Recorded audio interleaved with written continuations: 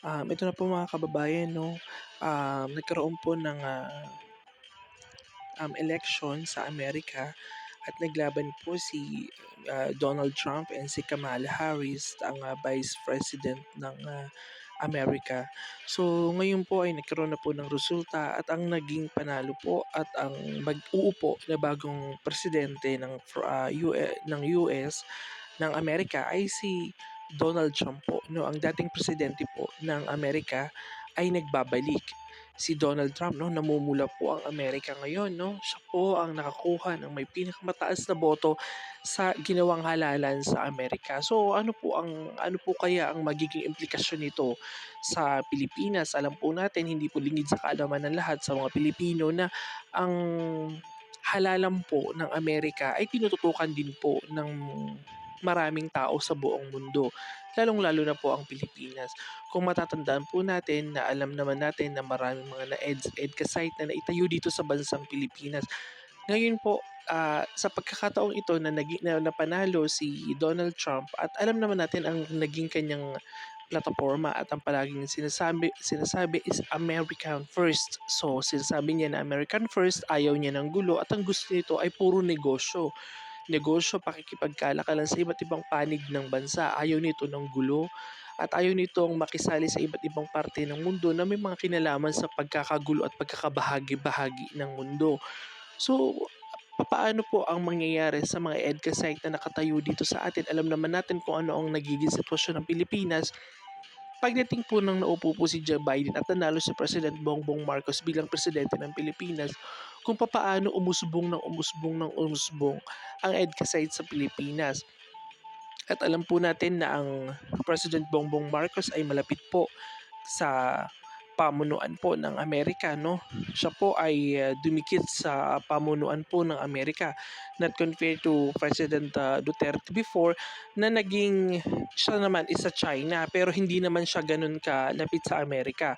So ano po, ngayon po na si Mr. Donald Trump na po ang bagong presidente ng Amerika, paninindigan po niya ang kanyang sinasabi na US first, pakikipaghanap buhay, world peace at pakikipagkalakalan sa buong mundo. So, kung ganun po ang mangyayari, ano po ang magiging implikasyon ng mga EDCA site sa pamumuno ni Bongbong Marcos? Ang mga EDCA site na ba ito ay magi-stay, masusuportahan pa rin, masusustain pa rin, ganun pa din po ba ang magiging takbo ng pamamalakad ng mga EDCA site sa Pilipinas or ito po ba ay mawawakasan? Ang pagpanalo po ni Donald Trump ay naging victory po. Victory po ito ng mga Amerikano at ng mga Pilipino at iba't ibang lahi na nandoon po sa Amerika. Ang buong mundo po ay nakatutok sa naging halalan po ng Amerika sa laban ni Donald Trump at ni Kamala Harris. So, hindi po tayo, ito po ay ating binantayan din at tinutukan din at ngayon po ay nakita po natin kung ano po ang naging victory ng Amerika. Halos namula po ang buong Amerika sa pagkapanalo ni Donald Trump.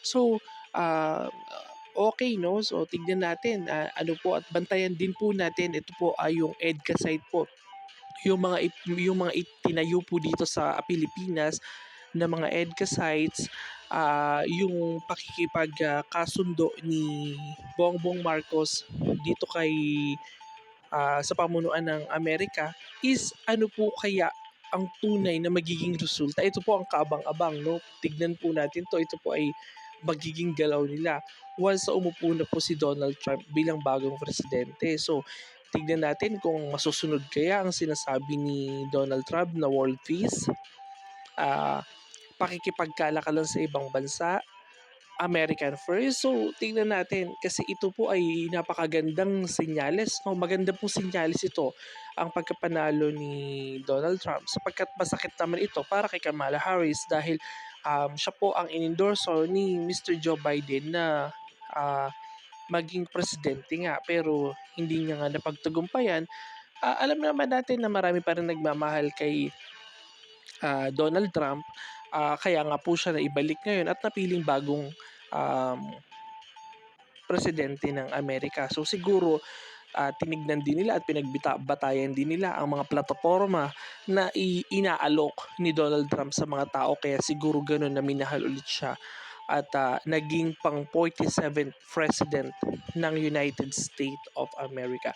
Bantayan po natin, pagmasdan po natin ano po ang magiging ikot, ano po ang magiging galaw, ano po ang magiging sistema ng bagong pag-upo ulit ni President Donald Trump sa White House. No, ito po ay kaabang-abang dahil ang Pilipinas po ay copycat po tayo ng Amerika. So tignan po natin ano po ang magiging takbo ng magiging liderato po ni Mr. Donald Trump, no?